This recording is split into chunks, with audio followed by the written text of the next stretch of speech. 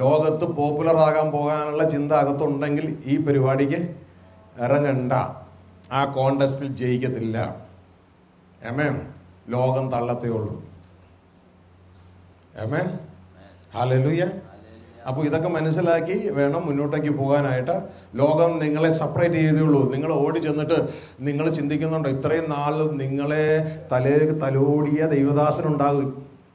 നിങ്ങൾ ഓടി ചെന്നിട്ട് വളരെ സ്നേഹത്തോടെ ദേവദാസനെ ഞങ്ങൾ ഇതുവരെ കേൾക്കാത്ത വചനം ഞങ്ങൾ കേട്ടു.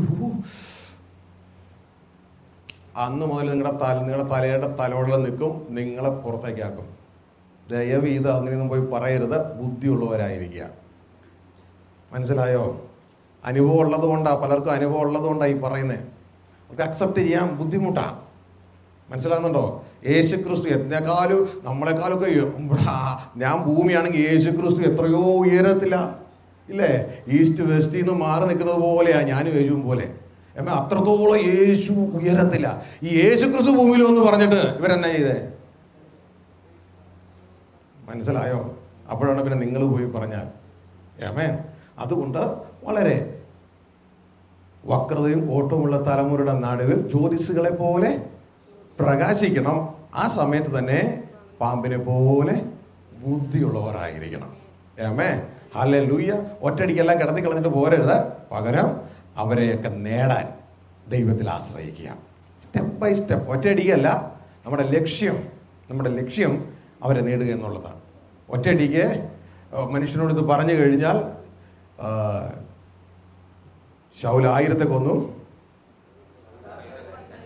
ദാവീദ് 10,000 കൊന്നു എന്ന് പറഞ്ഞാൽ ഇതുവരെയും നല്ലവനായിരുന്ന ശൗല് ബുദ്ധിമുട്ടാകും. അതുകൊണ്ട് വളരെ മനസ്സിലാക്കി ബുദ്ധിപൂർവം കാര്യങ്ങളെ ഹാൻഡിൽ ചെയ്യുക. ദൈവം നിങ്ങളെ അവിടെ സഹായിക്കാനായിട്ട് ഇടയാകട്ടെ. പ്രിയരെ, ഇനി നമ്മുടെ റെഗുലർ ക്ലാസ്സുകളിലേക്ക് നമ്മൾ പോവുകയാണ്. മറ്റൊരു ചോദ്യം കൂടി ഉണ്ട്. ആരോ ചോദിച്ചത്, നിങ്ങൾ മീറ്റിംഗ് കഴിഞ്ഞ് കടന്നു വന്നാൽ അവർക്കത് ഇതുമായിട്ട് ബന്ധമില്ലാത്തൊരു ചോദ്യമാണ്. ആമേൻ. തുടർന്ന് നാം മനസ്സിലാക്കാൻ പോകുന്നത്, രാവിലെ ഒരു ചോദ്യമായിരുന്നു, പാപം ചെയ്യാതെ ജീവിക്കുവാൻ, ജഡത്തിൻ്റെ ആ പ്രവർത്തനത്തിൽ വീഴാതെ ജീവിക്കാൻ എനിക്ക് എങ്ങനെ കഴിയും? സ്വർഗത്തിലെ ദൈവം മനോഹരമായ ഒരു റെവലേഷൻ നിങ്ങൾക്ക് വെളിപ്പെടുത്തുന്നു. Amen. Shield and sword. Hallelujah. Shield and sword. നിങ്ങൾക്ക് ഇതൊക്കെ യൂട്യൂബിൽ കിട്ടും. യൂട്യൂബിൽ SVJ മെസ്സേജസ് അടിച്ചു കൊടുത്തു കഴിഞ്ഞാൽ ഷീൽഡ് ആൻഡ് സോഡൊക്കെ നിങ്ങൾക്ക് കിട്ടുവാനായിട്ട് ഇടയാകും. SVJ മെസ്സേജ് ഷാജി ജോസഫ് അടിച്ചു കഴിഞ്ഞാൽ മറ്റു പലരും കയറി വരുന്നതുകൊണ്ട് ഞങ്ങൾ അതിൻ്റെ ടൈറ്റിൽ മാറ്റി SVJ മെസ്സേജസ്. നിങ്ങൾക്ക് ലേറ്റസ്റ്റ് മെസ്സേജുകൾ കിട്ടുവാനായിട്ട് ഇടയാകും. SVJ Shaji V Joseph SVJ messages അടിച്ചു കൊടുത്താൽ യൂട്യൂബിൽ ലേറ്റസ്റ്റ് മെസ്സേജുകൾ നിങ്ങൾക്ക് കിട്ടുവാനായിട്ട് ഇടയാകും. കിങ്ഡം ട്രെയിനിങ്ങൾ കിട്ടും. Kingdom trainings 65 episodes kingdom training അതിൽ കിടക്കുന്നുണ്ട്. 65 ദേവദാസന്മാർക്ക് വളരെ പ്രയോജനമാണ്. 65 എപ്പിസോഡ്സ് കിങ്ഡം ട്രെയിനിങ് അതിൻ്റെ ഉള്ളിലുണ്ട്. ബൈബിൾ വിഷൻ അതിൻ്റെ ഉള്ളിലുണ്ട്. ധാരാളം കാര്യങ്ങൾ അതിൻ്റെ ഉള്ളിൽ കയറി കിടക്കുന്നുണ്ട്. നിങ്ങൾക്ക് അത് ഫ്രീ ആയിട്ട് ഡൗൺലോഡ് ചെയ്യാം, ഫ്രീ ആയിട്ട് പ്രസംഗിക്കാം. നിങ്ങൾക്ക് ദൈവം നിങ്ങളെ ദൈവരായിട്ട് വളർത്തുവാനായിട്ട് ഇടയാകും. അല്ല, ഇവിടെ പ്രസംഗിച്ചതിൻ്റെതായ ഇവിടെ 3 days 4 days കണ്ടക്ട് ചെയ്തിരിക്കുന്ന മീറ്റിംഗ്, ഇതുപോലത്തെ സ്പെഷ്യൽ മീറ്റിങ്ങുകളുടെ CD DVDകൾ പവർ പോയിന്റ് പ്രസൻഷൻ അടക്കമുള്ളത് ഇവിടെ എഡിറ്റ് ചെയ്ത DVD നിങ്ങൾക്ക് കിട്ടും. മറ്റതിനെ പോലെ കാലതാമസം നേരിടത്തില്ല. അത് വേണമെങ്കിൽ നിങ്ങൾ ഇവിടെ ഉണ്ടെങ്കിൽ വാങ്ങിച്ചാട്ടെ, അല്ലെങ്കിൽ ഓർഡർ ചെയ്ത് കഴിഞ്ഞാൽ ഇവരതിൻ്റെ കോപ്പി എടുത്ത് നിങ്ങൾക്ക് തരുവാനായിട്ട് ഇടയാകും. എനിക്ക് തോന്നുന്നു 200-ലധികം 200-250 സന്ദേശങ്ങൾ CD DVDകളായിട്ട് ഉണ്ട്. പക്ഷേ നിങ്ങൾ പറഞ്ഞാലേ ഇവിടെ ഉള്ളത് കിട്ടും. പറഞ്ഞാലേ അവരത് പ്രിൻ്റ് എടുത്ത് തരത്തുള്ളൂ. കാരണം ദൈവരാജ്യത്തിൻ്റെ DVD CDകൾക്ക് അത്ര മാർക്കറ്റുള്ള സ്ഥലമല്ല ഭൂമി. ഹല്ലേലൂയ. അപ്പോൾ ഇവിടെ ഒരു മോട്ടിവേഷണൽ ടൈപ്പ്, ഇവിടെ വർദ്ധിക്കുന്ന രീതിയിലുള്ള കാര്യങ്ങൾ പറയുമ്പോൾ മാത്രമേ ഇവിടെ മാർക്കറ്റ് കിട്ടത്തുള്ളൂ. അതുകൊണ്ട് നിങ്ങൾ ഓർഡർ ചെയ്താൽ ഇവിടെ ഉണ്ടെങ്കിൽ തരും, അല്ലെങ്കിൽ അവരത് പ്രിൻ്റ് ചെയ്ത് നിങ്ങൾക്ക് അയച്ചു തരികയോ എന്താണെന്ന് വെച്ചാൽ അത് ചെയ്യാം. പ്രിയ എൽദോയെ കോൺടാക്ട് ചെയ്താട്ടെ. ഗ്ലോറി. ഇനി നമ്മളുടെ ആ ഫൈനൽ സെക്ഷനിലേക്ക് പോവുകയാണ്. നാം നേരത്തെ മനസ്സിലാക്കിയ ക്ലാസ്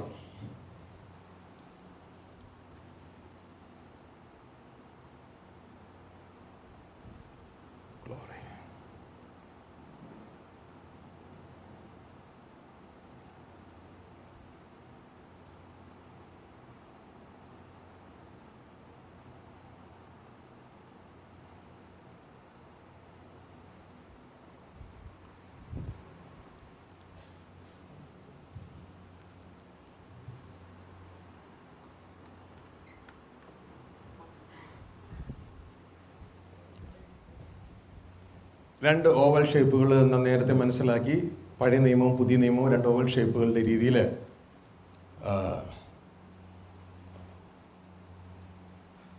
കാണുവാനായിട്ടിടയായി. പഴയ നിയമത്തിൽ ദൈവത്തിൻ്റെ ഇഷ്ടം നടക്കാത്ത രീതിയിൽ, ദൈവത്തിൻ്റെ ഇഷ്ടം എന്താണെന്ന് മനസ്സിലാക്കി. ദൈവത്തിൻ്റെ ഇഷ്ടം നടക്കാത്ത രീതിയിൽ ആദം പിടിക്കപ്പെട്ടു, റോ മെറ്റീരിയൽ പിടിക്കപ്പെട്ടു, തുടക്കത്തിൽ തന്നെ പിടിക്കപ്പെട്ടു, ട്രാപ്ഡ് എഴുതിയിരിക്കാൻ പിടിക്കപ്പെട്ടു. തുടർന്ന് ലോകമാകുന്ന ജയിലിൽ അവനെ കൊല്ലുവാനായിട്ട് അടച്ചു, ട്രാപ്ഡ് ഇൻ ദ വേൾഡ്. എന്നാൽ പുതിയ നിയമത്തിലേക്ക് കടന്നു വന്നപ്പോൾ യേശു ക്രിസ്തു പഴയ സൃഷ്ടിപ്പിനെ അത് മാറ്റി ഇതാ പുതിയ സൃഷ്ടിപ്പ് ആരംഭിക്കുകയാണ്. ഒരുവൻ ക്രിസ്തുവിലായാലും പുതിയ സൃഷ്ടിപ്പ്, ആ സൃഷ്ടിയാവുന്നു. എന്നാൽ ഇതിൻ്റെ രണ്ടിൻ്റെ നടുവിലാണ് യേശു ക്രിസ്തുവിൻ്റെ കൽവരി ക്രൂശിലെ മരണം. കാരണം ആദത്തെ പിടിക്കുവാൻ തക്കവണ്ണം മനുഷ്യവർഗത്തിന് വിരോധമായ കയ്യെഴുത്തുകൾ ഉൽപ്പത്തി 2:17 പ്രകാരം നന്മതിന്മകളെ കുറിച്ചുള്ള അറിവിൻ്റെ വൃക്ഷത്തിൻ്റെ ഫലം കഴിച്ച നീ മരിക്കും എന്ന ആ വിധിയുടെ അതിന് പരിഹാരമായി മരണം യേശു കർത്താവ് വന്ന് ഏറ്റെടുത്തു. എന്നാൽ ആ സമയം വരെ, ആ ഫസ്റ്റ് പീരീഡ് വരെ ഈ ജയിലിലായിരിക്കുന്ന ജനത്തിന്, ലോകം എന്ന ജയിലിലായിരിക്കുന്ന ജനം പാപം ചെയ്യാതിരിക്കാൻ, പാപത്തെ തടുക്കുവാൻ, ജഡിക ചിന്തകളെ തടുക്കുവാൻ കൊടുത്തതാണ് ന്യായപ്രമാണം. അപ്പോൾ ന്യായപ്രമാണം യേശു ക്രിസ്തു വരുന്നത് വരെ ഉള്ളൂ എന്ന് തിരുവചനം പറയുന്നു. ഏമേ, ന്യായപ്രമാണം എന്തിന്? വാഗ്ദത്ത സന്തതിയായ യേശു വരുവോളം. അത്രേ ഉള്ളൂ. ഏമേ, അതുകൊണ്ടാണ് ന്യായപ്രമാണത്തെ ദൈവവചനം ഒരു ബേബി സിറ്റിങ്ങിനോട് ഉപമിക്കുന്നത്. Babysitting. അമ്മ ജോലിക്ക് പോകുമ്പോൾ കൊച്ചിനെ കൊടുക്കുന്ന സ്ഥലമാണ് ബേബി സിറ്റിംഗ്. തിരിച്ച് അമ്മ വരുമ്പോൾ കൊച്ചിനെ അവിടെ ഇട്ടിട്ട് പോരത്തില്ല, കൊച്ചിനെ വാങ്ങിക്കൊണ്ട് പോകും വീട്ടിലേക്ക്. ഇതേപോലെയാണ് ന്യായപ്രമാണം. ശ്രദ്ധിക്കുക, അതൊരു ബേബി സിറ്റിംഗ് ആയിട്ട് ദൈവവചനം ചിത്രീകരിക്കുന്ന. ദൈവത്തിൻ്റെ വചനം പറയുന്നു, ആ ന്യായപ്രമാണത്തിൻ്റെ കാലം എന്ന് പറയുന്നത് the Christ is the end of the law. ക്രിസ്തു ന്യായപ്രമാണത്തിൻ്റെ അവസാനമാണ്. മനസ്സിലാവുന്നുണ്ടോ? എല്ലാവർക്കും അല്ല, മടങ്ങി വരാൻ തയ്യാറുള്ളവർക്ക്. ആകാശം മാറും, ഭൂമി മാറും, എൻ്റെ ന്യായപ്രമാണം മാറത്തില്ല. എൻ്റെ വചനത്തിനും വള്ളിക്കും പുള്ളിക്കും മാറ്റമില്ല. മനസ്സിലാവുന്നുണ്ടോ? അത് വീണ്ടും കണ്ടിന്യൂ ചെയ്യും. പക്ഷെ മടങ്ങി വരുന്നവനെ അത് വേണ്ട. അതെവിടെ കണ്ടിന്യൂ ചെയ്യുന്നേ? ജയിലിൽ. ലോകത്തിൽ അത് വീണ്ടും കണ്ടിന്യൂ ചെയ്തുകൊണ്ടേയിരിക്കും. പക്ഷേ നീ ലോകത്തിൽ നിന്ന്, ജയിലിൽ നിന്ന് മടങ്ങി വീട്ടിലേക്ക് പോവുകയാണെങ്കിൽ പിന്നെ നിനക്കത് വേണ്ട. മനസ്സിലാവുന്നുണ്ടോ? ആമേൻ, ഹല്ലേലൂയ. ഞാൻ ന്യായപ്രമാണത്തെയോ പ്രവാചകന്മാരെയോ നീക്കാൻ വന്നു ചിന്തിക്കരുത്. നിവർത്തിക്കാൻ അത്രയും വന്നത്, അത് നിവർത്തിച്ചു. ആകാശം മാറും, ഭൂമി മാറും, ഇതിൽ ഒരു മാറ്റം ഉണ്ടാകത്തില്ല. അത് ഇവിടെ തന്നെ ഉണ്ട്. എവിടെ? ജയിലിൽ. ലോ അവിടെ തന്നെ ഉണ്ട്. പക്ഷെ നീ ജയിലിൽ നിന്ന് വെളിയിൽ പോയി, നീ വീട്ടിൽ പോവാ. മനസ്സിലായോ? ഏമേ, ഇന്ത്യയുടെ നിയമം ഇവിടെ തന്നെ ഉണ്ട്. പക്ഷെ ഞാൻ ഇവിടുന്ന് പ്ലെയിൻ കയറി ഞാൻ UAE പോണ നിമിഷം തന്നെ ഞാൻ ഇന്ത്യയുടെ നിന്ന് സ്വതന്ത്രനായി. മനസ്സിലാവുന്നുണ്ടോ? നാം മടക്കയാത്ര ചെയ്യുന്നതോടുകൂടെ ഇതാ വിശ്വാസം ഞാൻ മടക്കയാത്ര ചെയ്യുന്നതോടുകൂടെ പിന്നെ ന്യായപ്രമാണത്തിൽ ഞാൻ സ്വതന്ത്രനായി. അല്ല, മടക്കയാത്ര ചെയ്യാതെ അവിടെ തന്നെ കിടക്കുകയാണെങ്കിൽ അതിൽ തന്നെ ആത്മാവിനാൽ നിന്ന് ഐക്യപ്പെടുന്നുവെങ്കിൽ ഞാൻ ന്യായപ്രമാണത്തിന് കീഴിലുള്ളവരല്ല. അല്ലെങ്കിലാണ്. ഇവിടെ പറയുകയാണ്, Christ is the end of the law unto righteousness to everyone that believed. വിശ്വസിക്കുന്നവർക്കേ ഉള്ളൂ. മനസ്സിലായോ? ക്രിസ്തു ന്യായപ്രമാണത്തിന്റെ അവസാനമാണ്. ഹല്ലേലൂയ. അതായത് മടങ്ങിപ്പോകാൻ, വിശ്വസിക്കുക എന്ന് പറയുന്നത് നമ്മുടെ രീതിയിലുള്ള വിശ്വാസമല്ല. ഒരുത്തൻ യഥാർത്ഥത്തിൽ വിശ്വസിച്ച് കഴിഞ്ഞാൽ അവൻ വിശ്വാസത്തിന് എന്താണോ വിശ്വസിച്ചത് അത് ചെയ്യും. ഇപ്പോൾ ഒരു പാലത്തിൻ്റെ അപ്പുറത്ത് ഒരു സ്ഥലം, അവിടെ ആളുകൾ ഇപ്പുറത്തെ അമ്മച്ചിയോട് പറയുകയാണ്, അമ്മച്ചി ദേ പാലത്തിൻ്റെ അപ്പുറത്ത് ഫ്രീ ആയിട്ട് പാം ഓയിൽ കൊടുക്കണം. ഉടനെ തന്നെ അമ്മച്ചി ഇത് കേട്ട് വിശ്വസിച്ചാൽ അമ്മച്ചി പറയൂ, ഫ്രീ ആയിട്ട് പാം ഓയിൽ കൊടുക്കണു. ഫ്രീ ആയിട്ട് പാം ഓയിൽ കൊടുക്കണം. അമ്മച്ചി വിശ്വസിച്ചിട്ടോ, അമ്മച്ചിക്ക് പാം ഓയിൽ കിട്ടിയിരുന്നോ? അല്ല, അമ്മച്ചി അത് വിശ്വസിച്ചാൽ അമ്മച്ചി ഉടനെ തന്നെ കന്യാസ് കൊടുത്ത് ഇറങ്ങും. മനസ്സിലായോ? എങ്ങോട്ട് പോവുക?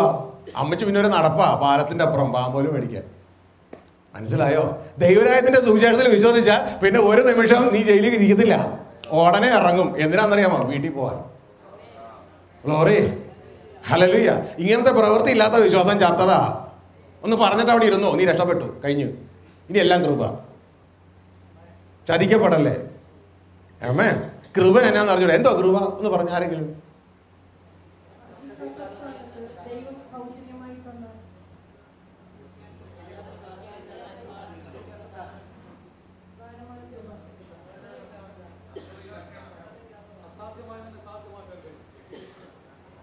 പല പല പല പല ഇത് വരുന്നുണ്ട്. അർഹതയില്ലാത്തവർക്ക് തരുന്ന, അർഹതയില്ലാത്ത ദൈവമൊന്നുമില്ല. അർഹതയില്ലാത്ത സ്ഥാനത്ത് ദൈവം തരുന്നതാണ്. ഏത് വചന സിസ്റ്ററെ? അല്ല, ദൈവത്തിന്റെ വചനം പറയുന്നത് സകല മനുഷ്യരും ഭോഷ്ക് പറയുന്നവരുന്ന ഒരു ദൈവവചനം സത്യമാണ്. ദൈവവചനത്തെ കാണിച്ചു തരാൻ പറ്റത്തില്ലെങ്കിൽ നിങ്ങൾ പറഞ്ഞത് ഭോഷ്ക.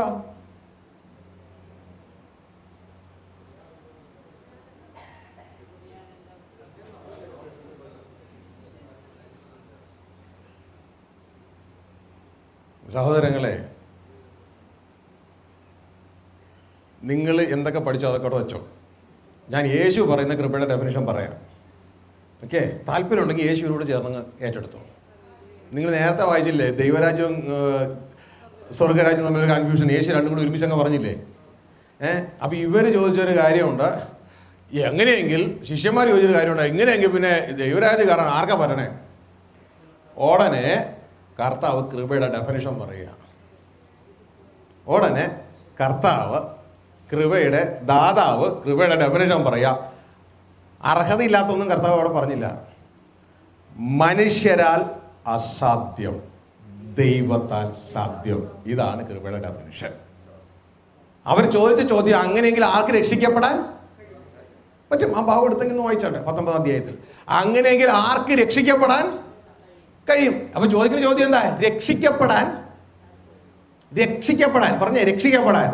അവരുടെ ചോദ്യം, അങ്ങനെ ആർക്ക് രക്ഷിക്കപ്പെടാൻ പറ്റും? ആമേൻ. എടുത്തില്ലേ 19 അധ്യായത്തിലെ ഇപ്പൊ നമ്മൾ വായിച്ച ഭാഗം? ആ ധനവാൻ 24-25 ഭാഗങ്ങളായിരിക്കും.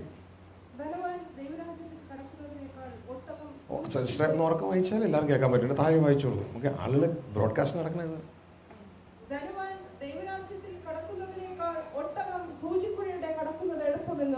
ഞാൻ നിങ്ങളോട് പറയുന്നു എന്ന് പറഞ്ഞു. അത് കേട്ട് ശിഷ്യന്മാർ ഏറ്റവും വിസ്മയിച്ചു.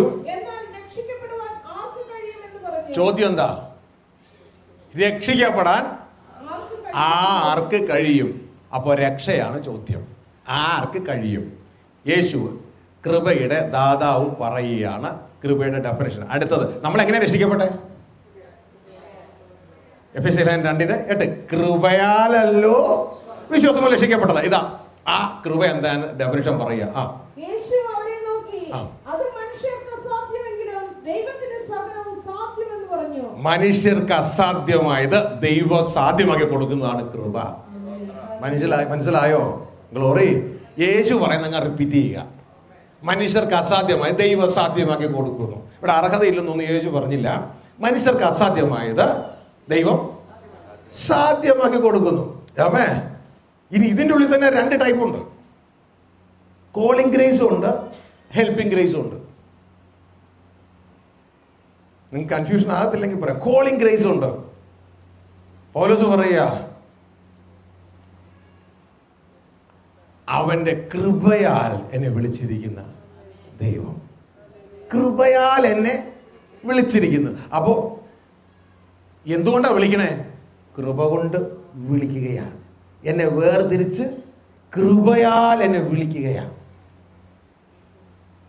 അപ്പോ നമ്മൾ കൃപയെന്നാ തുടങ്ങിയേ. അപ്പൊ കൃപയ്ക്ക് മുമ്പ് എന്നാ ഉണ്ട്? വിളിയുണ്ട്.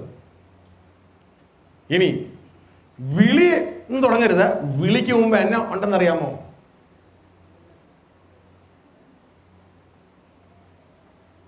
മുൻ നിയമിച്ചിട്ടുണ്ട്. മുൻ നിയമത്തിലും തുടങ്ങരുത്. മുൻ നിയമത്തിന് മുമ്പ് ഒന്നുണ്ട്, മുൻ അറിവുണ്ട്. താൻ മുന്നറിഞ്ഞവരെ അവൻ മുൻ നിയമിച്ചു.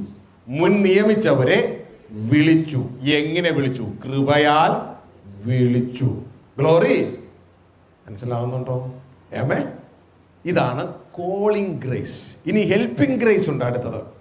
അങ്ങനെ കോളിംഗ് ഗ്രേസ് കിട്ടിയത് കൊണ്ടാണ് ഏതോ ദേവദാസനോ സഹോദരിയോ സഹോദരനോ നമ്മുടെ അടുക്കൽ വന്ന് യേശുവിനെ കുറിച്ച് പറഞ്ഞപ്പോൾ നമ്മളങ്ങ് വിശ്വാസം മൂലം രക്ഷപ്പെട്ടത്. മനസ്സിലാകുന്നുണ്ടോ? ഇനി അടുത്തത് ഹെൽപ്പിംഗ് ഗ്രേസ് ഉണ്ട്. ഹെൽപ്പിംഗ് ഗ്രേസ് ലഭിക്കുന്നത് അതിൻ്റെ സ്വിച്ച് നമുക്ക് ഓൺ ചെയ്യാം, മറ്റത് ഓൺ ചെയ്യാൻ പറ്റത്തില്ല. എൻ്റെ പിതാവിനെ ആകർഷിക്കപ്പെട്ടിട്ടല്ലാതെ ആർക്കും എൻ്റെ അടുക്ക് വരാൻ പറ്റത്തില്ല. പക്ഷെ ഹെൽപ്പിംഗ് ഗ്രേസ് നമുക്ക് ഓൺ ചെയ്യാം. യാക്കോബ് 4 അധ്യായം വായിക്കുമ്പോൾ നമുക്ക് മനസ്സിലാകും, അവൻ താഴ്മയുള്ളവർക്ക് കൃപ കൊടുക്കുന്നു. എത്രത്തോളം താഴ്ന്നുവോ അത്രത്തോളം കൃപ നമ്മളിലേക്ക് ഒഴുകും. മനസ്സിലാകുന്നുണ്ടോ? നിഗളികളോട് എതിർത്ത് നിൽക്കുന്നു, താഴ്മയുള്ളവർക്ക് കൃപ കൊടുക്കുന്നു. Glory, hallelujah.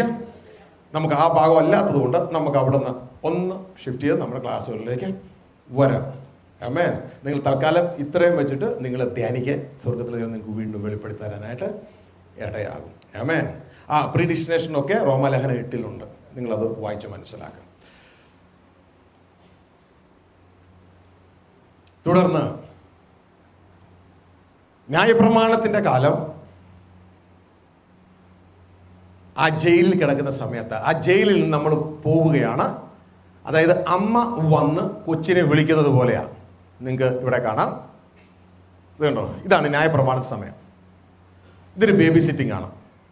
ഇതാ 2 കുട്ടികൾ അവിടെ ഉണ്ട്. ഈ സ്ത്രീയാണ് ന്യായപ്രമാണമായിട്ട് കമ്പയർ ചെയ്തിരിക്കുന്നത്. ഇപ്പോൾ ഒരു വില്ലൻ എന്നാ ചെയ്യണമെന്നറിയാമോ? അവൻ്റെ കയ്യിലെ കളിപ്പാട്ടം മാത്രമല്ല, അവൻ്റെ കൂട്ടുകാരനെ കളിപ്പാട്ടോടെ അടിച്ചു മാറ്റാൻ പോവുക. ഇപ്പം തന്നെ ദാ ന്യായപ്രമാണം എന്ന സ്ത്രീ പറയുകയാണ്, don't take, it belongs to your friend. എടുക്കല്ലേ, അത് നിന്റെ കൂട്ടുകാരൻ്റെയാ. മനസ്സിലായ? കൂട്ടുകാരൻ്റെ ഒന്നും മോഹിക്കരുത്, വ്യഭിചാരം ചെയ്യരുത്, മോഷ്ടിക്കരുത്. അപ്പോ ഈ സ്ത്രീയുടെ പരിപാടി എന്ന് പറയുന്നത്, ഈ ന്യായപ്രമാണം എന്ന ഈ കമ്പയർ ചെയ്യുന്ന ഈ സ്ത്രീയുടെ പരിപാടി എന്ന് പറയുന്നത് ഒരു ബേബി സിറ്റിംഗ്, ഒരു സ്കൂൾ മാസ്റ്റർ പോലെയാ. അമ്മ വരുന്നത് വരേ ഉള്ളൂ. ഇതുകൊണ്ടാണ് ഗലാത്യ ലേഖനം 3-ാം അധ്യായം പറയുന്നത്, അതിന്റെ 23-24 വാക്യങ്ങൾ പറയുന്നത്, ക്രിസ്തുവിന്റെ അടുക്കലേക്ക് നയിക്കുവാൻ ന്യായപ്രമാണം ഒരു ശിശുപാലകനായി ഭവിച്ചു. ഒരു ബേബി സിറ്റിംഗ് പോലെ ആയിരുന്നു ന്യായപ്രമാണം. ആ ഭാഗം എടുത്തെങ്കിൽ ഒന്ന് വായിച്ചാട്ടെ. 3:23-24.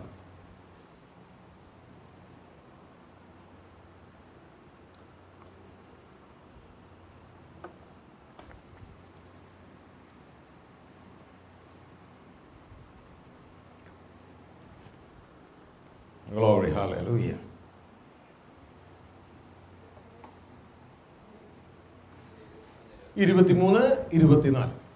വിശ്വാസം വരുമുമ്പേ നമ്മെ വെളിപ്പെടാനിരുന്ന വിശ്വാസത്തിനായിക്കൊണ്ട് ന്യായപ്രമാണത്തിന് കീഴിൽ അടച്ച് സൂക്ഷിച്ചിരുന്നു. ന്യായപ്രമാണത്തിന് കീഴിൽ അടച്ച് സൂക്ഷിച്ചിരുന്നു. ഒരു ബേബി സിറ്റിംഗിൽ അടച്ച് സൂക്ഷിച്ചു. പറഞ്ഞേ, സൂക്ഷിച്ചു.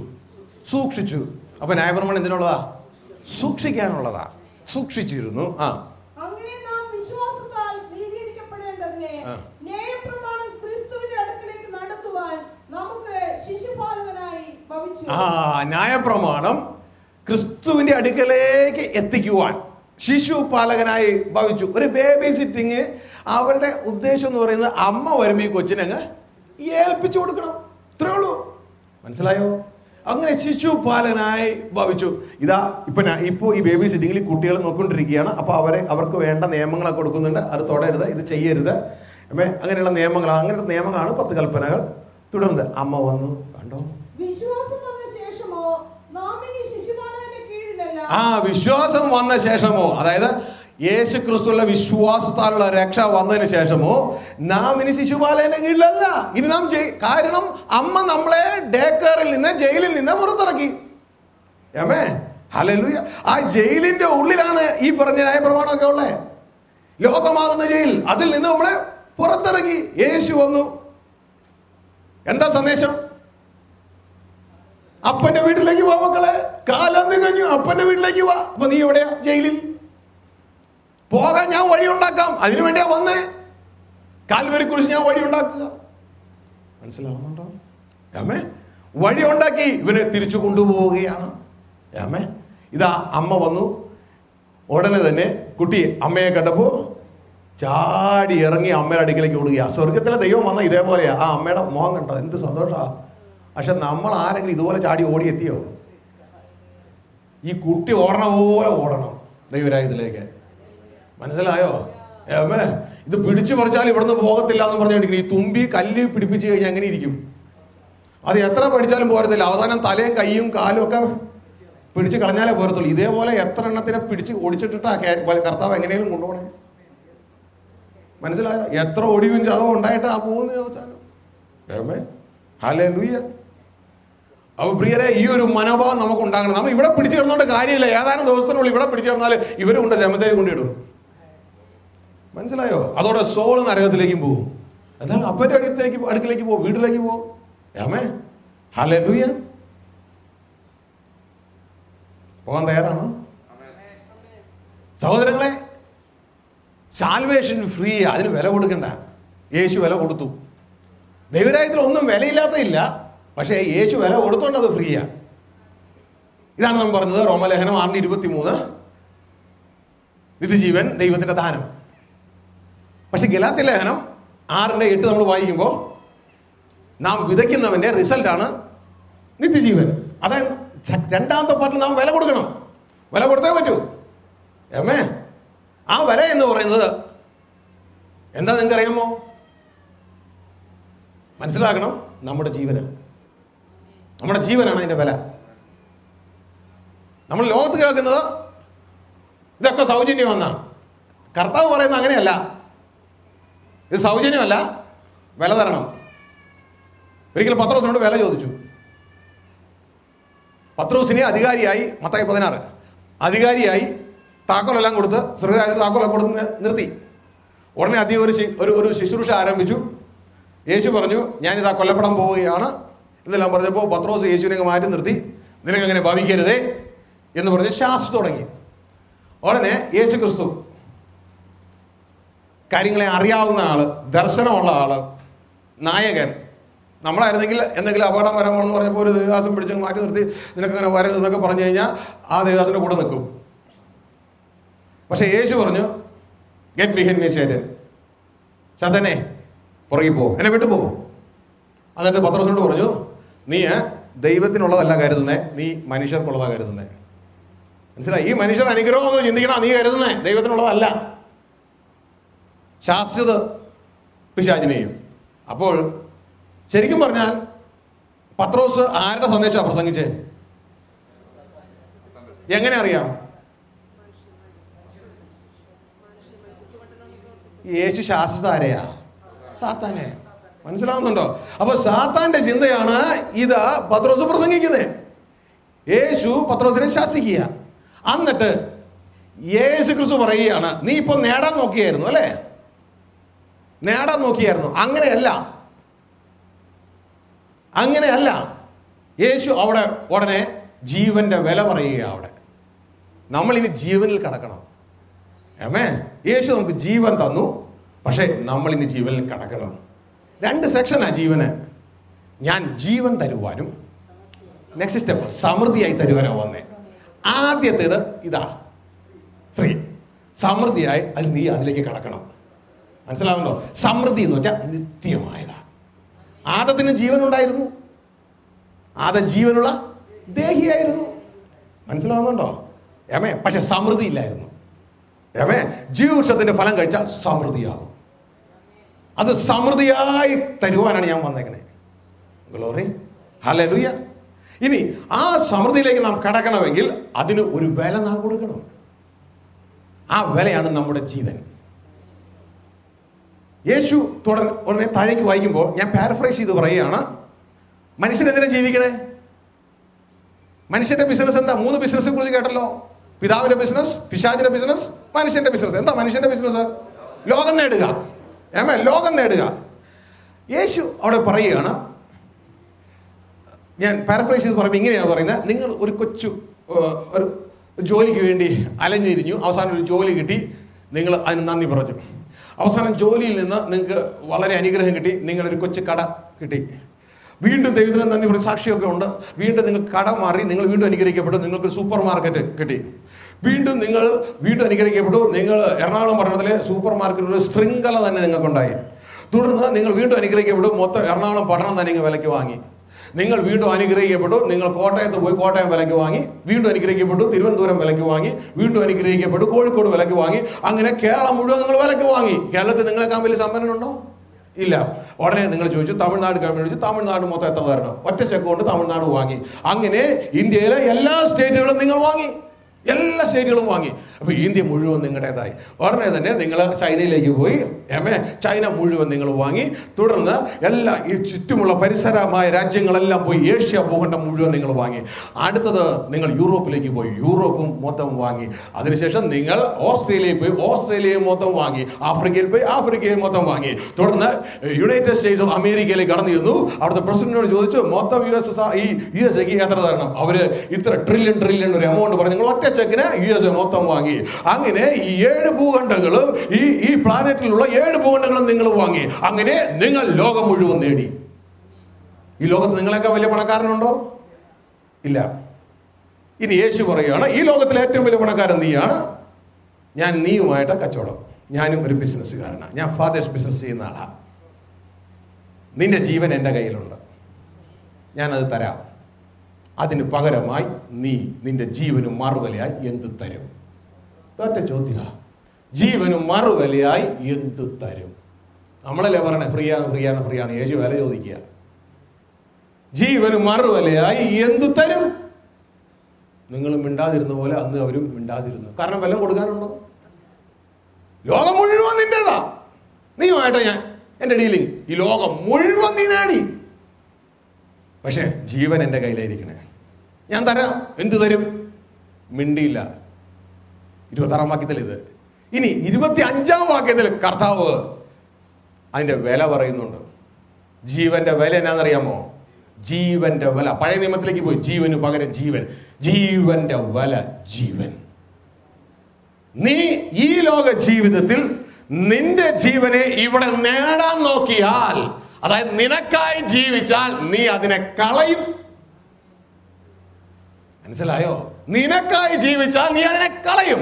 പകരം ഈ ലോക ജീവിതം നീ എനിക്കായി ജീവിച്ചാൽ, നിന്റെ ജീവനെ നീ എനിക്ക് തന്നാൽ, ഇനി ശേഷമുള്ള ജീവിതകാലം നീ നിനക്കായി ജീവിക്കാതെ എനിക്കായി ജീവിച്ചാൽ നിന്റെ ജീവനെ നീ നേടും. മനസ്സിലായോ? ജീവനെ നീ നേടും. ശ്രദ്ധിക്കുക, നീ നേടും. ആദ്യം ഞാൻ തരുന്നതാ, ഇത് നീ നേടുകയാണ്. Glory, hallelujah. 2 കാര്യം പറഞ്ഞു. ഒന്ന് ദാനമായിട്ട് തരുന്നതും മറ്റത് അവകാശമാക്കുന്നതും.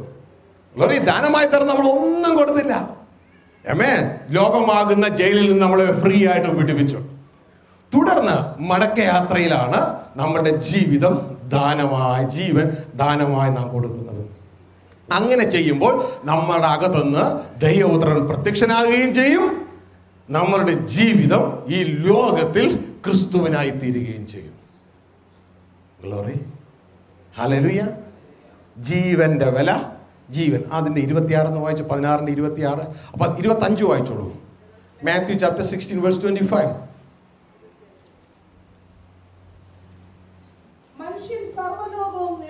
അപ്പൊ മനുഷ്യൻ സർവ്വലോകവും. അപ്പൊ മനുഷ്യൻ എന്തിനാ ജീവിക്കണേ? ലോകം നേടാനാ. അപ്പൊ ഒരു മാക്സിമം എത്ര നേടാം? സർവ്വലോകവും നേടാം. അതിന്റെ അപ്പുറത്തേക്ക് പോകാൻ നിനക്ക് പറ്റത്തില്ല. അത്ര നേടി. അപ്പൊ നീയാണ് ഏറ്റവും വലിയ പണക്കാരൻ. പിന്നെ അപ്പോ ശരിക്കും പറഞ്ഞ ഈ ലോക ജീവിതം കൊണ്ട് അവൻ എന്താ നേടേണ്ടത്? ജീവനാ നേടേണ്ടത്. മനസ്സിലായോ? അവൻ ജീവനാ നേടേണ്ടത്. പക്ഷെ അവന്റെ ലക്ഷ്യം പിശാചിന്റെ ബിസിനസ് കൊണ്ട് മാറ്റിക്കളഞ്ഞു. മനസ്സിലായോ? അവന്റെ ലക്ഷ്യം പിശാചിന്റെ തന്ത്രം കൊണ്ട് മാറ്റിക്കളഞ്ഞു. അവൻ ലോകം നേടാൻ ഓടേണ്ടത്, ശരിക്കും അവൻ ഓടേണ്ടത് ജീവൻ നേടാനായിരുന്നു. പിശാച് അവന്റെ സമയത്തെ അപഹരിക്കുകയായിരുന്നു. ഇന്നലെ നിങ്ങൾ കണ്ടു, ഡെമോൺസ്ട്രേഷനിലൂടെ നിങ്ങൾ കാണുവാനിടയ. അവന്റെ സമയത്തെ അപഹരിക്കുകയായിരുന്നു. കർത്താവ് തക്കത്തിൽ ഉപയോഗിക്കാൻ പറഞ്ഞ സമയത്തെ അപഹരിച്ചു. Glory, hallelujah. താഴേക്ക്.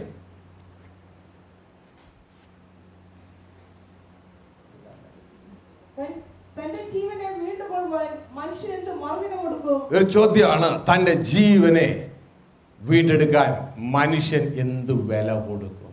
മറുവില. അതിന് പകരമായി അപ്പൊ യേശു പകരമായി ഒന്ന് ചോദിക്കുന്നു. മനസ്സിലായോ? യേശു പകരമായി ഒന്ന് ചോദിക്കുന്നു.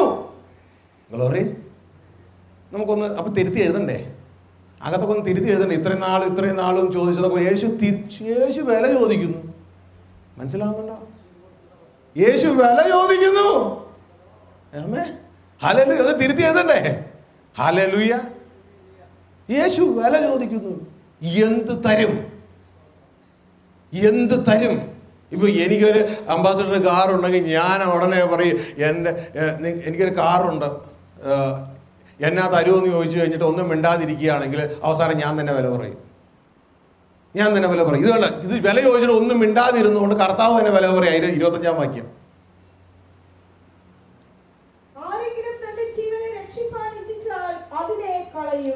വില പറയാണ്.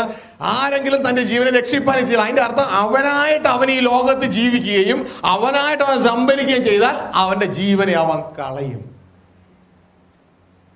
ആമേൻ. ഈ വാഗ്ദത്തമാണ് ഇന്ന് അധികം പേര് ഏറ്റെടുത്തേക്കണേ. അവരുടെ സിംഹാസനം, അവരുടെ കിങ്ഡം, അവരുടെ ഇഷ്ടങ്ങൾ നേടാൻ വേണ്ടി ദൈവത്തെ ഉപയോഗിക്കുക എന്ന്. ഇനി അടുത്തത്, എന്റെ നിമിത്തം ആരെങ്കിലും തന്റെ ജീവനെ കളഞ്ഞാൽ അതിനെ കണ്ടെത്തും. ജീവനെ കണ്ടെത്തണമെങ്കിൽ, ഇന്നലെ നമുക്ക് കേട്ടു കണ്ടെത്തുക. ഒരു വാക്യം ശ്രദ്ധിച്ചോ? 11:29, മത്തായി 11:29, കണ്ടെത്തണം. ഇവിടെ കണ്ടെത്തുന്ന കാര്യം പറയണേ. ജീവനെ കണ്ടെത്തും. എപ്പോ? നമ്മുടെ ശേഷിക്കുന്ന ജീവിതകാലം നമുക്ക് വേണ്ടിയല്ല, കർത്താവിന് വേണ്ടി നാം ജീവിക്കുന്നുവെങ്കിൽ നാം ജീവനെ കണ്ടെത്തും. അങ്ങനെ നമ്മുടെ ജീവനാണ് ജീവന്റെ വില. മനസ്സിലായോ? ഇതിന്റെ ആദ്യ ഭാഗം സൗജന്യവും ഇതിന്റെ രണ്ടാം ഭാഗം മടക്കയാത്രയിലൂടെ നാം അത് നേടുന്നത് നാം ദൈവത്തോട് കാണിക്കുന്ന അനുസരണത്തിന്റെ റിസൾട്ടുമാണ്. ഇതൊന്നും നിങ്ങൾ അറിഞ്ഞില്ലെങ്കിൽ ഒരു കുഴപ്പവും ഇല്ല. കണ്ണടച്ച് ദൈവത്തെ അനുസരിച്ചാൽ മതി. മനസ്സിലായോ? കണ്ണടച്ചങ്ങ് അനുസരിച്ചാൽ മതി. ഒന്നും എന്റെ ഇഷ്ടം വേണ്ട, എല്ലാം ദൈവം ഇഷ്ടം. പക്ഷെ മനുഷ്യർക്ക് അത് കഴിയത്തില്ല. കാരണം അവന്റെ അകത്ത് പ്രോഗ്രാം വേറെയാ. 2 പ്രോഗ്രാം വേറെ അടിച്ച് കയറ്റിയിട്ടാണ് ഇവനെ ഇറക്കിയിട്ടിരിക്കണേ. മനസ്സിലായോ? നമുക്കതൊന്ന് കാണാം. ഗ്ലോറി, നമുക്ക് അതൊന്ന് ഡോമോയിലൂടെ ഒന്ന് കണ്ടിട്ട് നമുക്ക് മുന്നോട്ടേക്ക് പോകാം. അത് നമ്മൾ കാണാൻ പോവുക. അതിനു മുമ്പ് ദൈവരായതിൻ്റെ സുവിശേഷത്തിൻ്റെ ഒരു കോറുണ്ട്. നിങ്ങൾ എവിടെ സുവിശേഷം പ്രസംഗിക്കാൻ പോയാലും അത് പ്രസംഗിക്കണം. അത് പ്രസംഗിച്ചില്ല എങ്കിൽ നിങ്ങൾ പ്രസംഗിക്കുന്ന കിങ്ഡത്തിൻ്റെ സുവിശേഷമല്ല, പകുതിയൊക്കെ വെച്ച് നിർത്തിയിട്ട് പോരുകയാണ്. ദൈവത്തിൻ്റെ വചനം പറയുന്നു, സുവിശേഷം ലോകത്തിൽ, അതായത് ദൈവരായതിൻ്റെ സുവിശേഷം, യേശുവിൻ്റെ സുവിശേഷം ലോകത്തിൽ എവിടെയെല്ലാം പ്രസംഗിക്കുന്നുവോ അവിടെയെല്ലാം ഇത് പ്രസ്താവിച്ചിരിക്കും എന്ന് സത്യം ചെയ്ത് യേശു പറയുക. ഞാൻ സത്യം ചെയ്ത് പറയുന്നു, ലോകത്തിൽ എവിടെയെല്ലാം യേശുവിൻ്റെ സുവിശേഷം, നമ്മുടെ സുവിശേഷമല്ല, യേശുവിൻ്റെ സുവിശേഷം പ്രസംഗിക്കുന്നുവോ അവിടെ ഒരു സ്ത്രീ ചെയ്ത പ്രവൃത്തി സത്യമായും പ്രഖ്യാപിക്കപ്പെടണം. യേശു പറഞ്ഞിരിക്കുകയാണ്. മാർക്കോസ് സുവിശേഷം 14-ാം അധ്യായം നമ്മൾ വായിക്കുമ്പോൾ കാണാം, യേശു ക്രിസ്തു കാൽവരി ക്രൂശിലേക്ക് യാഗമായിട്ട് പോകാൻ പോവുകയാണ്.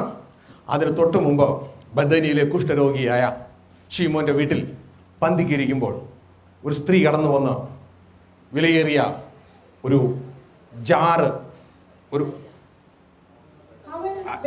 അലാബാസ്റ്റർ ജാർ തൈലം കൊണ്ടുവന്ന് യേശുവിൻ്റെ മേൽ അഭിഷേകം ചെയ്യുകയാണ്.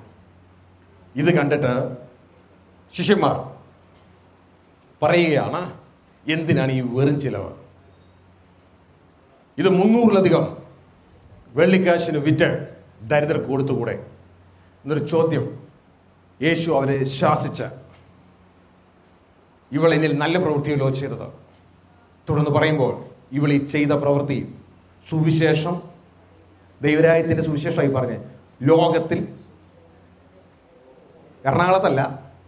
ലോകത്തിൽ എവിടെയെല്ലാം പ്രസംഗിക്കുന്നുവോ അവിടെയെല്ലാം ഇത് പ്രഖ്യാപിക്കപ്പെടും. Malayalam Bible translation mistake. ആ സ്ത്രീയുടെ ഓർമ്മയ്ക്കായെന്നൊക്കെ, സ്ത്രീയുടെ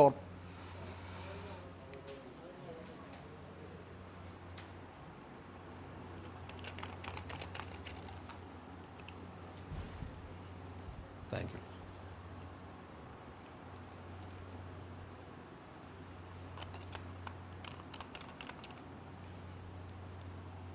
ഗ്ലോറി, ഹല്ലേലൂയ. സോറി, സ്ത്രീയുടെ ഓർമ്മയ്ക്കല്ല. നിങ്ങൾ NLT, new living translation Bible വായിച്ചു നോക്കിക്കഴിഞ്ഞാൽ നിങ്ങൾക്ക് വ്യക്തമായിട്ട് അറിയാം, ഈ സ്ത്രീ ചെയ്ത പ്രവൃത്തി ഓർക്കുകയും ഡിസ്കസ് ചെയ്യപ്പെടുമെന്നാണ്. www.bible.cc നിങ്ങൾ അടിച്ചു കൊടുത്തു കഴിഞ്ഞാൽ നിങ്ങൾക്ക് ധാരാളം ബൈബിൾ കിട്ടും. എല്ലാം പാരലൽ ബൈബിൾ കമ്പയർ ചെയ്യാം. പഠിക്കാൻ ആഗ്രഹിക്കുന്നവർക്ക് അതിൽ www.bible.cc അതിൽ NLT, ന്യൂ ലിവിങ് ട്രാൻസ്ലേഷൻ ഉണ്ട്. അതിൽ അടിച്ചു നോക്കിക്കഴിഞ്ഞാൽ അതിൻ്റെ വ്യക്തമായ രൂപരേഖ അവിടെ കാണുവാനായിട്ട് ഇടയാകും. ആമേൻ. അവിടെ പറയുകയാണ് 14:9 വായിച്ച്,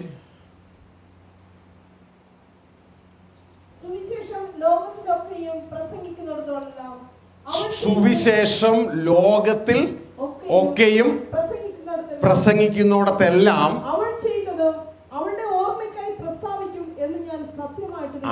ചെയ്തതും അവളുടെ ഓർമ്മയ്ക്കായി പ്രഖ്യാപിക്കുമെന്ന് സത്യമായിട്ട് യേശു സത്യം ചെയ്തു പറഞ്ഞു കേട്ടോ. യേശു സത്യം ചെയ്താ പറയണേ. ചെറുനാളിൽ പറയും എന്തെങ്കിലുമൊക്കെ പറയുമ്പോൾ കുട്ടികൾ എന്തെങ്കിലുമൊക്കെ പറയുമ്പോൾ ഉടനെ തന്നെ കുട്ടികൾ പറയും അമ്മയെ പിടിച്ച് സത്യം ചെയ്തു പറയൂ. എന്താ ചോദ്യം ചോദിക്കണമെന്ന് അറിയാമോ? നീ ചുമ്മാ പറഞ്ഞതാണോ എന്ന് അറിയണമല്ലോ, ഒന്ന് ഉറപ്പാക്കണ്ടേ. ഇവിടെ നമ്മൾ ആരും പറഞ്ഞില്ല യേശുവിനോട് സത്യം ചെയ്യാൻ. യേശു ഇവിടെ എന്താ ചെയ്യണേ? സത്യം ചെയ്തു പറയുന്നു. സുവിശേഷം ലോകത്തിൽ. അപ്പൊ ആരുടെ സുവിശേഷമായിരിക്കും? യേശുവിന്റെ സുവിശേഷം. യേശു പ്രസംഗിക്കുന്ന സുവിശേഷമാണ്. ലോകത്തിൽ എവിടെയെല്ലാം പ്രസംഗിക്കുന്നു അവിടെയെല്ലാം ഈ സ്ത്രീ ചെയ്ത ഈ സംഭവം ഡിസ്കസ് ചെയ്യപ്പെടണം. യേശുവിന്റെ സുവിശേഷമാണെങ്കിലും ഉണ്ടാവും. അമ്മേ, നമ്മൾ ഇടയിൽ നിന്ന് നടന്നൊക്കെ അടർത്തി എടുത്ത് പറയണതാണെങ്കിൽ ഉണ്ടാകണമെന്നില്ല. അപ്പൊ നിങ്ങൾ സുവിശേഷം പ്രസംഗിക്കുന്നതൊക്കെ കേൾക്കാറുണ്ടോ? കേൾക്കാറേ ഇല്ല. ഇത് ദൈവരായതിന്റെ സുവിശേഷത്തിന്റെ ഭാഗമാ. പിശാചിന്റെ ബിസിനസ് ജയിച്ചു നിൽക്കുന്നതിന് ഒരു തെളിവായത്. ഹല്ലേലൂയ. എന്താണിത് സഹോദരങ്ങളെ? ഇതാണ് യേശുക്രിസ്തുവിന്റെ സുവിശേഷത്തിന്റെ കോറ്. ദൈവരായതിന്റെ സുവിശേഷത്തിന്റെ കോറാണിത്, മെയിൻ കാമ്പാണിത്. ഇതില്ല എങ്കിൽ ആ സുവിശേഷത്തിന്റെ നട്ടെല്ലില്ല. ക്രിസ്തീയ ദൈവരായത്തിന്റെ സുവിശേഷത്തിന്റെ അടിസ്ഥാനം കർത്താവായ യേശുക്രിസ്തു കാൽവരിയിൽ ചെയ്ത യാഗമാണ്. എന്നാൽ ദൈവരായത്തിന്റെ സുവിശേഷത്തിന്റെ കോറ് ഈ സ്ത്രീ ചെയ്ത സംഭവത്തിലൂടെ നമുക്ക് കിട്ടുന്ന സന്ദേശമാണ്. ഈ സ്ത്രീ ചെയ്ത സുവിശേഷം, ഈ സ്ത്രീ ചെയ്ത ഈ കാര്യമാണ് മടക്കയാത്രയിൽ നടക്കുന്നത്. മടക്കയാത്രയിൽ നടക്കുന്നതാണ് ഈ സ്ത്രീ ചെയ്ത സംഭവം. ഈ സംഭവത്തിലൂടെയാണ് ദൈവപുത്രൻ വെളിപ്പെടുന്നത്. മനസ്സിലായോ? ഈ സംഭവം നടക്കുന്നില്ല എങ്കിൽ ദൈവപുത്രന്മാർ വെളിപ്പെടത്തില്ല. ജനം അവരുടെ പാപങ്ങളാൽ പൊതിയപ്പെട്ട് കിടക്കും. അവർക്ക് പ്രസംഗം ഉണ്ടാകും, ആരാധന ഉണ്ടാകും, ഉപവാസം ഉണ്ടാകും. പക്ഷെ അവരുടെ സ്വഭാവത്തിൽ അവർ പഴയതുപോലെ തന്നെ തുടരും. അവരുടെ സ്വഭാവം അവരുടെ ഉള്ളിൽ തന്നെ ഇരിക്കും. ദൈവപുത്രൻ പ്രത്യക്ഷനാകത്തില്ല. എന്താണ് അവിടെ സംഭവിച്ചത്? ആ സ്ത്രീയെ തനിക്ക് വിലയേറിയ 300-ലധികം വെള്ളിക്കാശ്, അതായത് നാം പഠിക്കുമ്പോൾ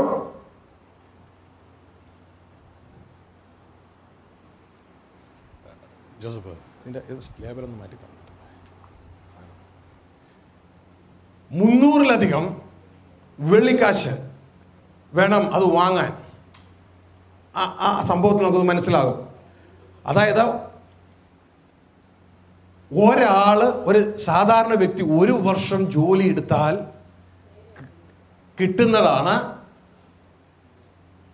ഈ എമൗണ്ട്.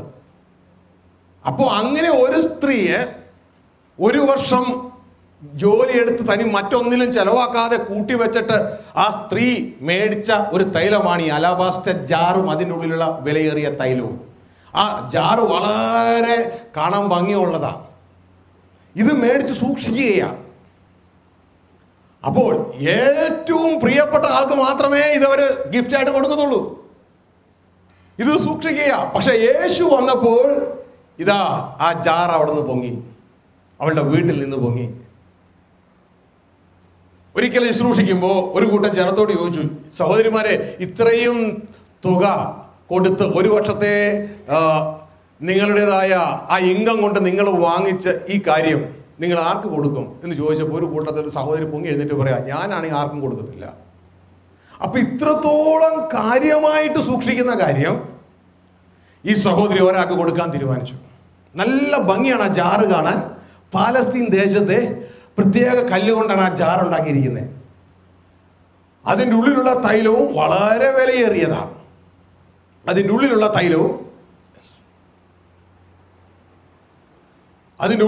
തൈലവും വളരെ വിലയേറിയതാണ്. ഇത് അലാബാസ് ജാറൊന്നുമല്ല, ഇത് ഇവിടെ ലോക്കൽ കടയിൽ കിട്ടുന്ന ഏതോ ഒരു പെർഫ്യൂമാണ്. പക്ഷേ നിങ്ങളെ കാണിക്കാൻ കൊണ്ടുവന്നതാണ്. ആമേൻ.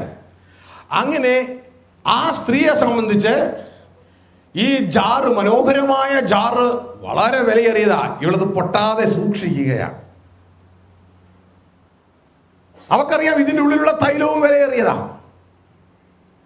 എന്നാൽ യേശുവിനെ സംബന്ധിച്ച് വിലയേറിയത് ഈ ജാറിന്റെ ഉള്ളിലുണ്ട്. ആമേൻ. ഹല്ലേലൂയ.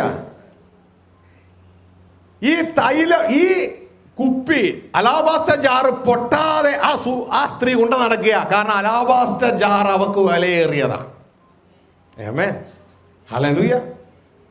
അവള് വിലയേറിയതായി കരുതുന്ന അലാബാസ്റ്റർ ജാറും ഉണ്ട്.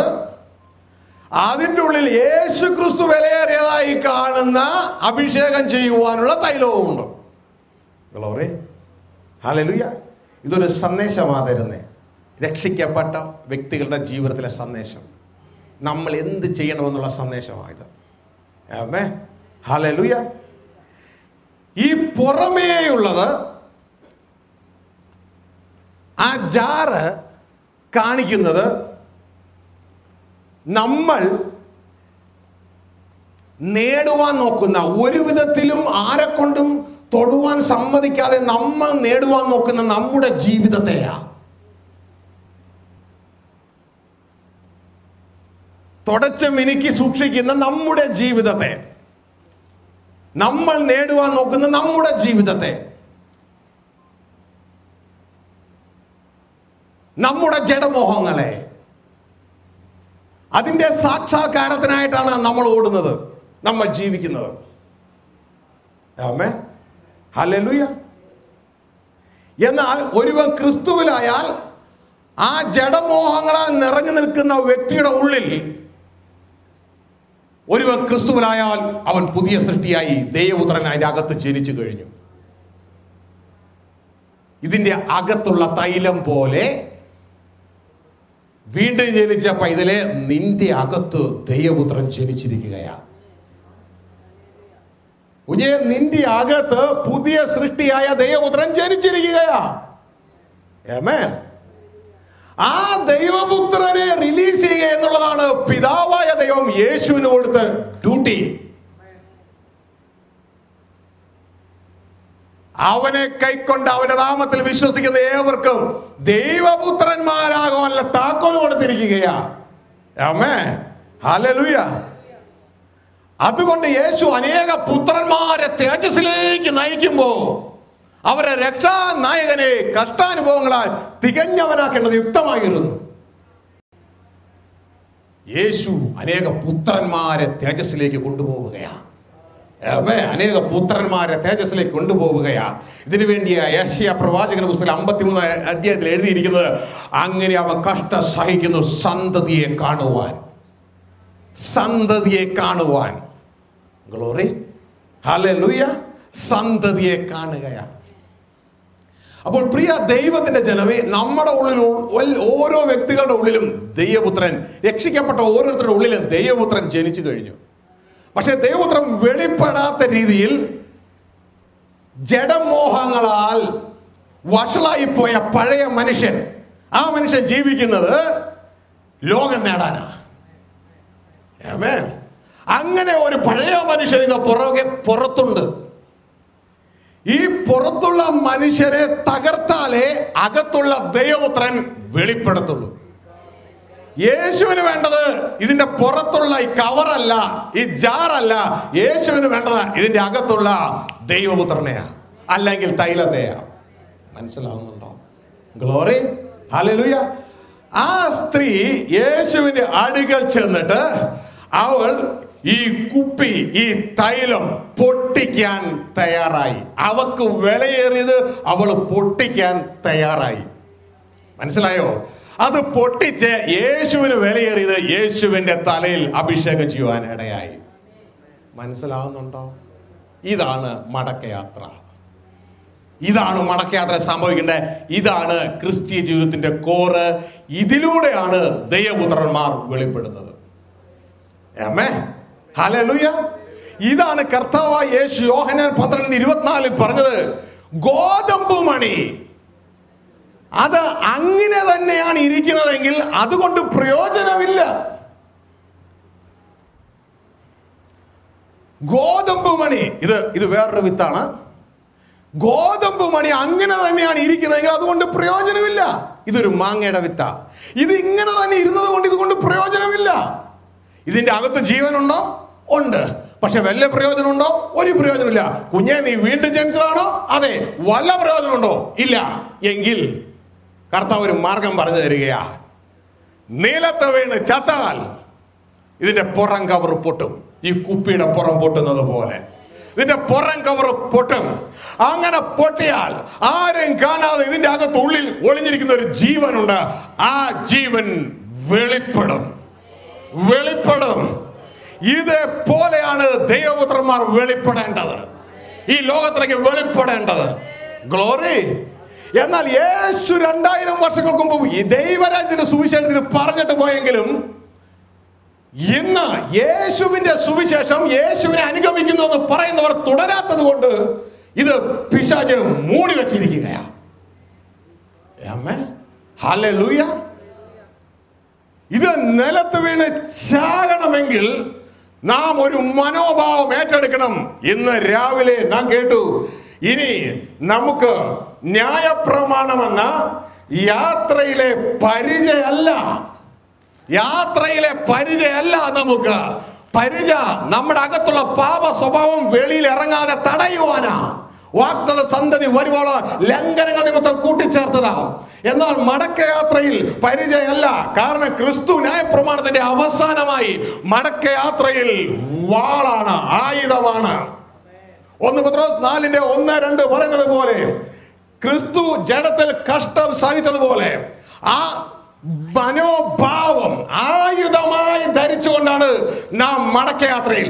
അങ്ങനെ ഒരു മനോഭാവം ഉണ്ടോ, ഈ ഗോതമ്പ് മണി നിലത്ത് വീണ് തകരും. അല്ലെങ്കിൽ തകരത്തില്ല. കുഞ്ഞെ, ആ ജഡ സ്വഭാവം നീ ഓമനിച്ച് ഇതിന്റെ മുകളിൽ ഒരു വെള്ളക്കുപ്പായി ഇട്ടത് കൊണ്ട് നീ ഒരു ദൈവ പൈതലായി വെളിപ്പെടത്തില്ല. ഇതിന്റെ മുകളിൽ പലതും ഒട്ടിച്ചത് കൊണ്ട് ദൈവ പൈതലായി വെളിപ്പെടത്തില്ല. പല രൂപങ്ങളും നമുക്ക് അണിയാം.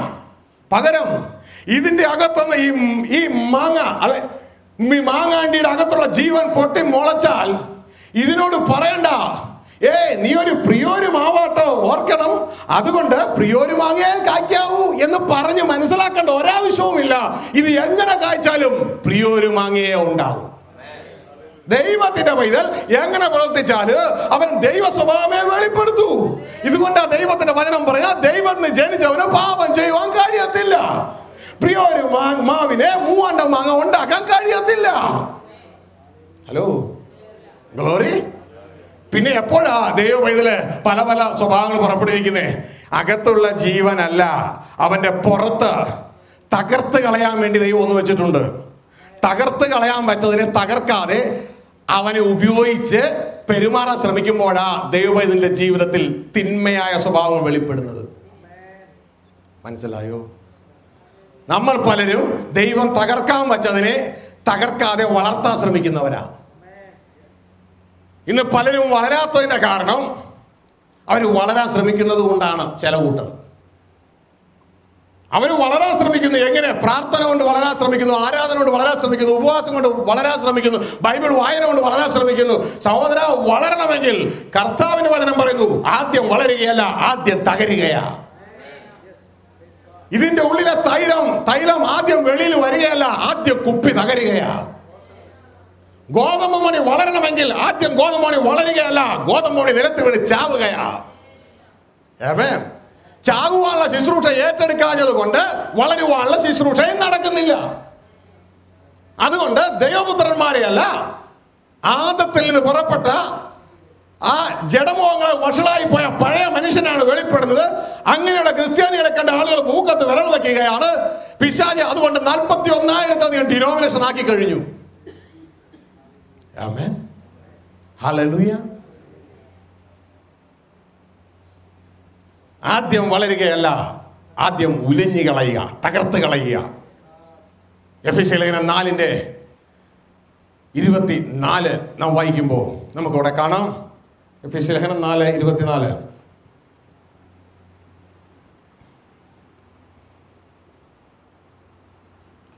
സത്യത്തിന്റെ ഫലമായ നീതിയിലും വിശുദ്ധിയിലും ദൈവാനുരൂപമായി സൃഷ്ടിക്കപ്പെട്ട പുതുമനുഷ്യനെ ധരിച്ചുകൊള്ളുവിൻ.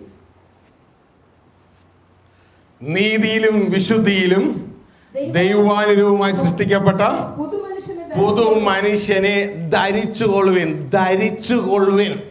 നമ്മൾ ധരിച്ചുകൊണ്ടിരിക്കുക, എത്ര ധരിച്ചിട്ടും കാര്യം നടക്കുന്നില്ല. എന്താ കാര്യം എന്നറിയാമോ? ആദ്യം ധരിക്കുകയല്ല, ആദ്യം തകർക്കുക. ആദ്യം ഉലിഞ്ഞു കളയണം, എന്നിട്ടാ ധരിക്കുക. ആദ്യം ഉലിഞ്ഞു കളയാളെ ശുശ്രൂഷയിൽ വാ. ഇത് 4:24 വാക്യമാണ് ധരിക്കാൻ പറഞ്ഞതെങ്കിൽ 22 വാക്യത്തിൽ അതിനു മുമ്പ് പറയുന്നുണ്ട് ആദ്യം ഉലിഞ്ഞുകള. ഏത്?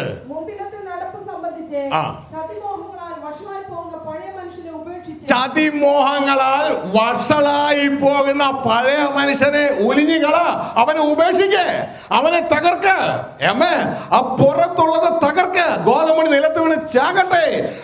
അലാബാസ്റ്റർ ജാറിന്റെ ജാറ് തകരട്ടെ.